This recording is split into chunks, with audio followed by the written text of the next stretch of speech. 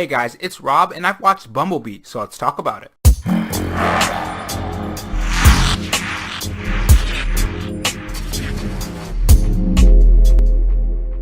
If you guys enjoyed this review for Bumblebee and want more, subscribe to Rob for the next movie review. Bumblebee was a movie that I think everyone was a little iffy on, not because it looked bad from the trailers, but because the past Transformers movies were pretty bad. Some were good, but not all of them. But luckily, Bumblebee is set in the past before all the Michael Bay explosions. The movie focuses on a girl named Charlie, who is struggling with the loss of her father, and her family has already been moving on with her mother remarrying another man. Her life gets turned upside down when Bumblebee enters the picture, who was sent to Earth by Optimus Prime to establish a base on Earth to prepare for the other Autobots to come to Earth. Now, the relationship between Bumblebee and Charlie was done very well. There were scenes in the movie where you can tell that she was really attached to Bumblebee. I like when they first met too. You felt that they were both scared of each other, not just one was scared of the other. But eventually they warmed up to each other and they spent time with each other. There was a lot of comedy moments that plays off of Bee's childlike personality, which is due to a memory loss in a fight when he first landed on Earth with the fights with the Decepticons and also the US Army. And speaking of the Army, John Cena plays Agent Burns in this movie, and he served his purpose as an antagonist to Charlie. Though I do have to say that I liked his sarcastic and playful nature with his teammates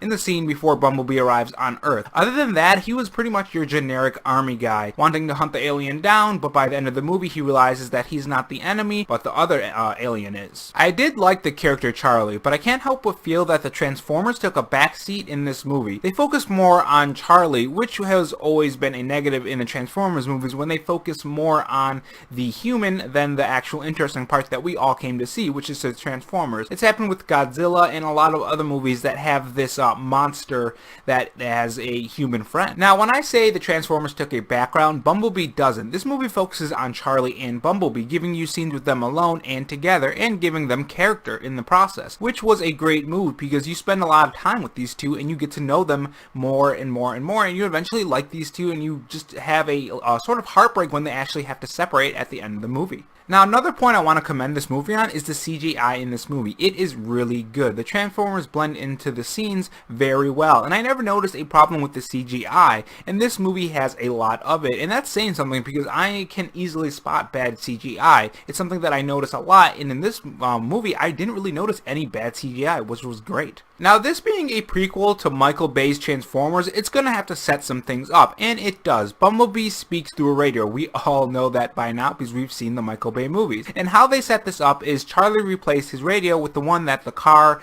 that her dad and her were working on. Throughout the movie, you see Bumblebee trying to learn to speak, as they say in the movie, and they also set up the car that Shia LaBeouf ended up having in his Transformers movies, which was a fantastic touch, and I think it really added to the movie and the connectivity between this prequel and the Michael Bay Transformers movies. Now, the beginning sequence in this movie was fantastic. You had the classic Transformers fighting against each other using guns and even using hand-to-hand combat, which was amazing, and I hope we visit other worlds in future adaptations of Transformers movies. And that's one thing you can definitely say about this movie, is that the fight scenes were done really well. They didn't just have all these explosions everywhere and using guns. They used the environments and they used other ways to attack each other. Overall, Bumblebee was a good movie. It had its ups and downs with good CGI, good main characters, and decent villains. Bumblebee turned out to be a good time at the theater, and I recommend this movie if you're interested in Bumblebee. But that's just my opinion. Tell me your opinion down in the comment section below. Did you enjoy Bumblebee or not? Tell me in the comment section below, and for more movie reviews by me, Rob, subscribe to the channel.